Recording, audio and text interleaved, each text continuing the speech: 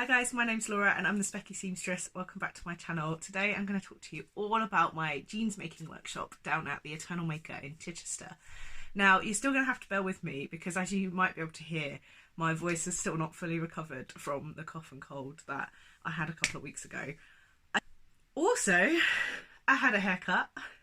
Now, this is the style of hair that I had for most of my adult life.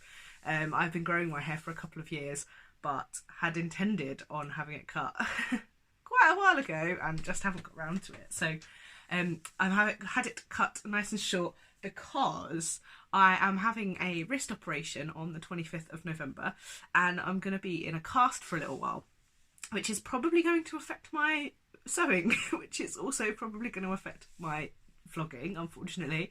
But I have some plans for some non-makes videos for you. But I wanted something easy to manage and easy to wash while I was going to be in a cast. So I finally had the push to get my hair cut and I love it. Anyway, shall we talk jeans?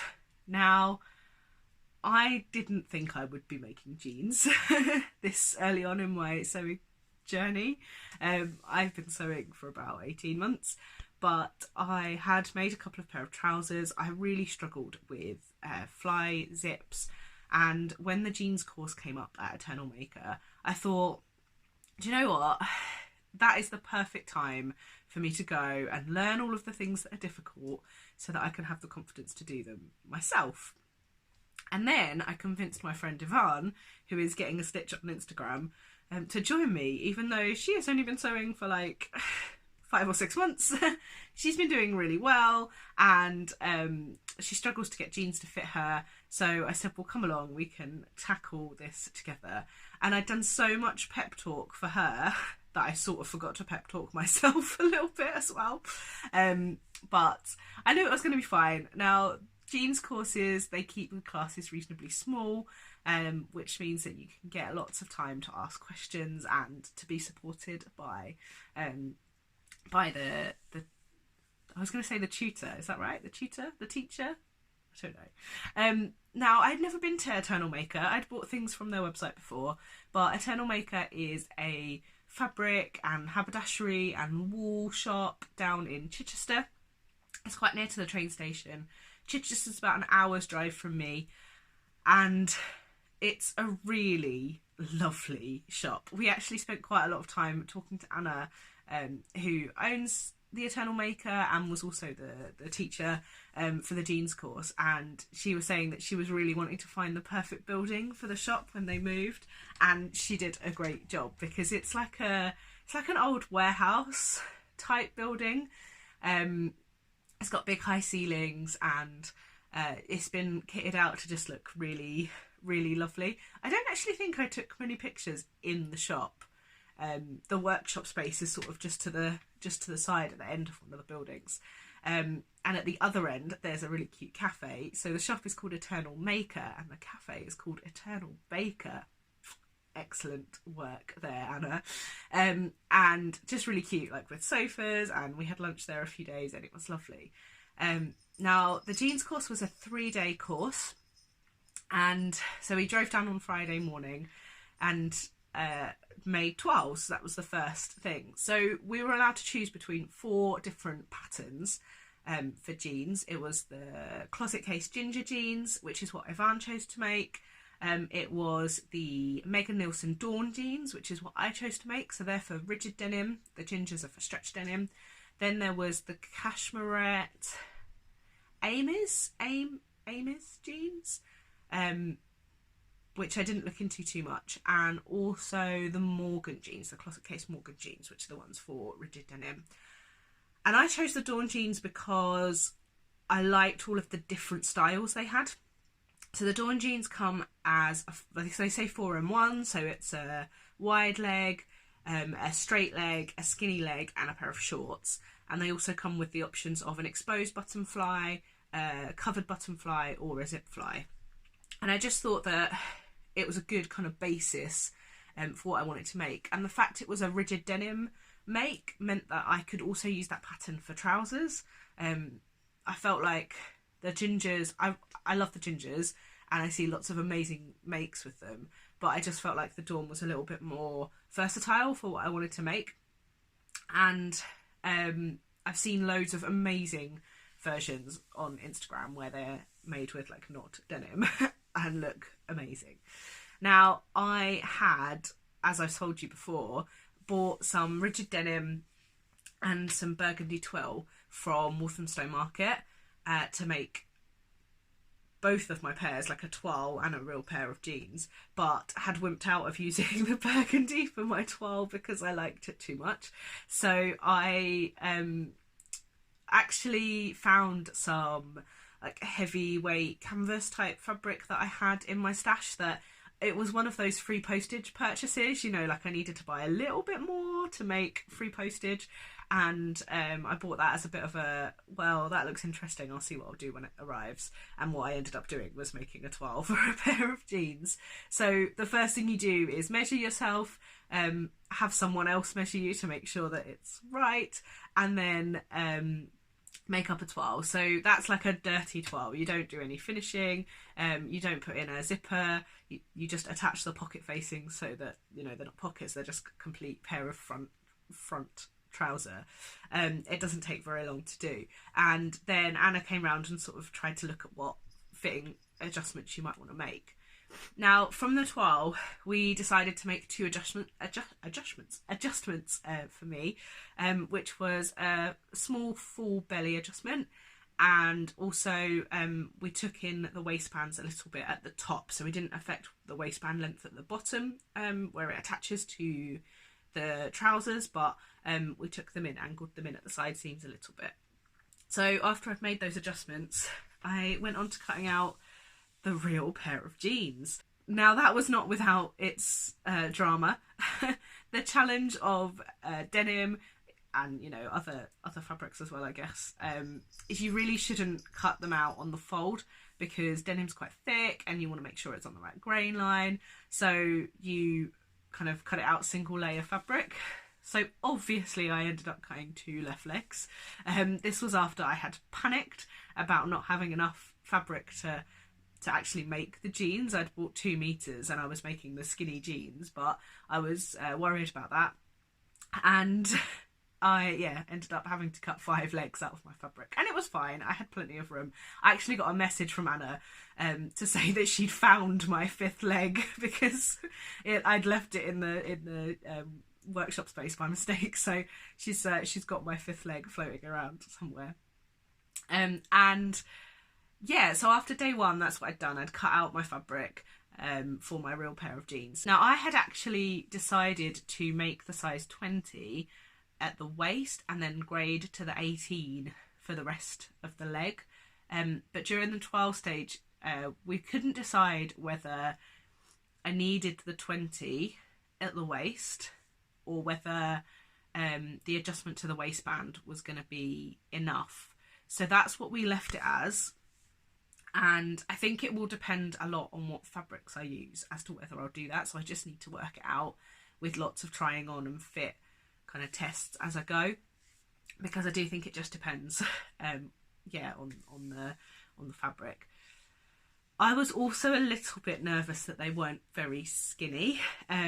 We have discussed in my leggings making experience that I have narrower calves than my waist would suggest, I guess is the best way of putting it, and I didn't think they were very skinny, but we decided that I would make up my denim pair and then see what the fabric was doing and maybe take it in a little bit at the side seam afterwards. Now, day 2 cracked on with making jeans. Like, it felt like a production line process, except much slower and with much more like, Anna, will you help me with this because I don't understand this. It was really good cracking on. First thing to do in the morning was set up 3 machines, which is like the biggest luxury ever and worth the money for the course anyway, to have 3 days where you have 3 machines entirely to yourself. So we had a regular sewing machine, an overlocker, and also a top stitching machine set up. So a machine set up with top stitching thread. and that was just great. Like, it saved so much time, and having the space of the workshop and the 3 machines just meant it was, yeah, like a really easy process. It took me less time to make the jeans than it would have done at home, on the basis that I had all of these machines set up and I could just hop between them all, which was really great. The fly zip was nowhere near as scary as I thought. The ones I'd made in the past, I think that I just found it difficult to understand the instructions, because it is a little bit fiddly. Anna actually pointed us in the direction of an online tutorial for the ginger jeans, which was amazing, and really walked you through everything. The Dawn jeans as well have, so Megan Nielsen on her website has instructions and tutorials for the exposed button fly and the zipper fly, because the ones that come in the instructions is the covered button fly. So now I have the resources and I've done a couple, I feel a lot better, and I feel like I'm ready to tackle all of the zip flies on all of the trousers and shorts in the world. Maybe not in the world, but you know, you get my point. So I cracked on, and by the end of day 2 I had a pair of trousers, or a pair of jeans, minus a waistband. Now, in the run-up to the jeans course, before I had completely forgotten to give myself a pep talk, I had made some decisions about some of the hardware and, like, you know, design choices for the jeans. Now, I had not thought about what I was going to do on the back pockets, and I had not thought about what fabric I was going to use for the pocket lining. So the pocket lining, I decided the fabric on the Friday morning before I left, which is quite unlike me. I mean, it's quite like me in some ways, but I thought I would have picked my pocket linings before.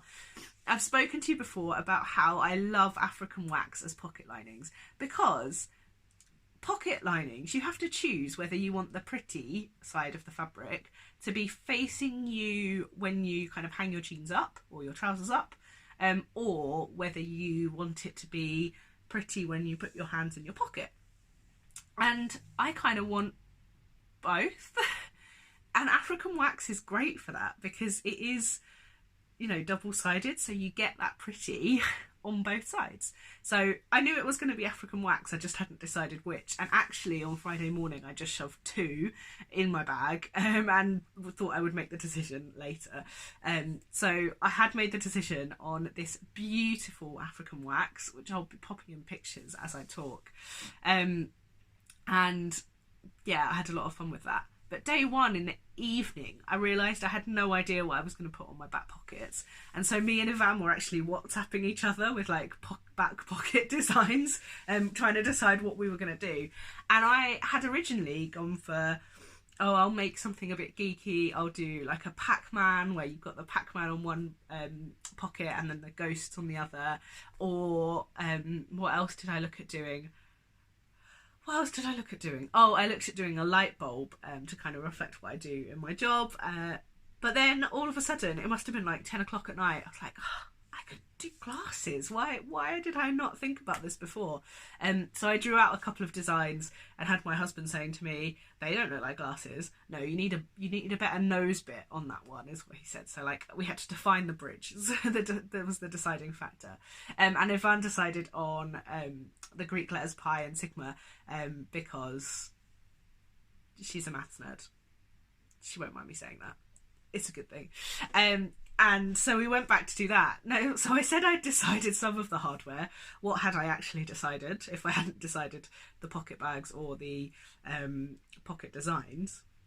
Well, I had chosen my buttons, which were definitely knockoff cheap Monday buttons, with the little skull, because I thought they were a bit different and a bit nicer than just like the ones that are plain or that say jeans, denim, whatever. And I'd also bought myself a leather patch that came from Megan Nielsen to go on the back to really make it look like jeans.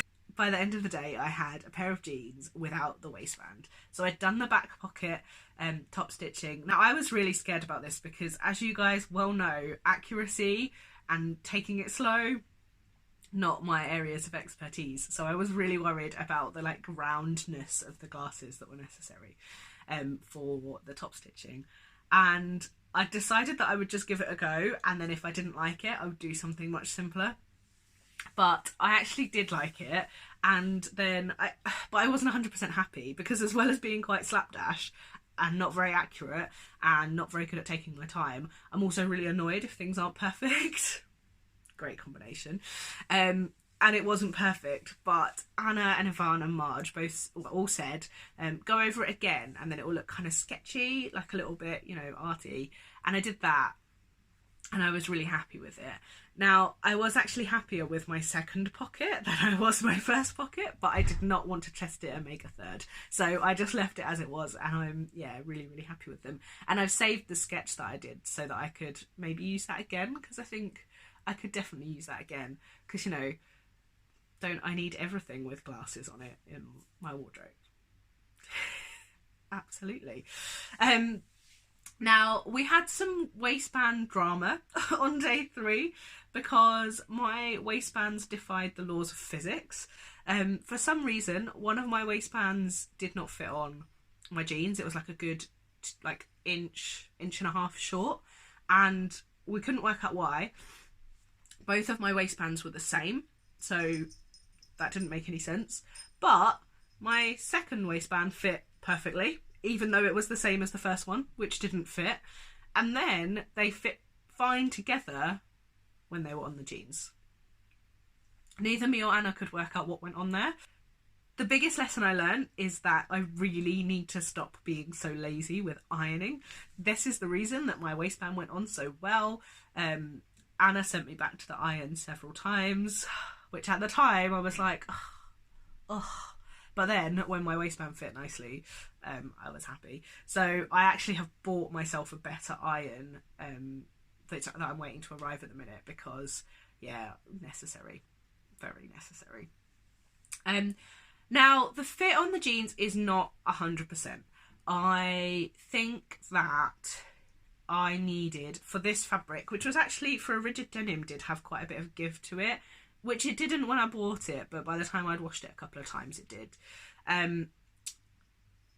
I needed to size down along, probably I needed to size down, is the answer.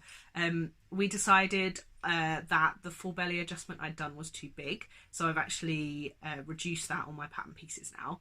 And also that I needed to take in the waistband a little bit more, but actually that I probably needed to take bigger side seam allowance all the way down from the waist all the way down to the floor. Now, we had decided not to take in the side seams kind of below the knee to make them a little bit skinnier, because we were worried it was going to kind of skew the lines down the legs. So they're more of a straight fit than they are a skinny fit, which is fine. But I also think they're jeans that I'm going to only be able to wear once or twice after they're washed, because otherwise they will sag out too much. So they are a little bit big still. The area that is most noticeable for me is actually on my bum, because they don't like cup my bum very well, which is fine. They're more like a boyfriend fit, I guess, which is totally fine. But for next time, yeah, I will change that. Speaking of next time, I started making my second pair on day 3 in the afternoon, because I wanted to have someone there with me helping me while I made the exposed button fly. Since I got home, I did construct the rest of the trousers, but the waistband is not playing ball. Now, it is not defying the laws of physics this time, but it's not playing ball, and I'm putting this down to my terrible iron, so I'm waiting for my new iron to arrive before I tackle these again. But that is all that is left to do on them: the waistband and the hem. These are the wide leg version, and I'm super excited about them. I can't wait, because they look really good. I took a larger seam allowance at the waist down to the hip, and they fit me really, really well. Like, they're tight, which is kind of what they're supposed to be when you first put on a pair of rigid trousers, because then they give a little bit as you wear them. So I'm looking forward to that. I've been talking for absolutely ages, which was not my intention, but I was excited about going to this jeans course for so long that we kind of always knew this was going to be a bit of a rambly, excited video, didn't we? And yeah, it was really great. I really recommend going to a jeans course if you're nervous about making jeans, because I think it gives you that helping hand, and just having the extra space and the extra machines makes the process a little bit easier, and I think less daunting to tackle by yourself at home. Me and Ivan are going to meet up and make another pair each or two.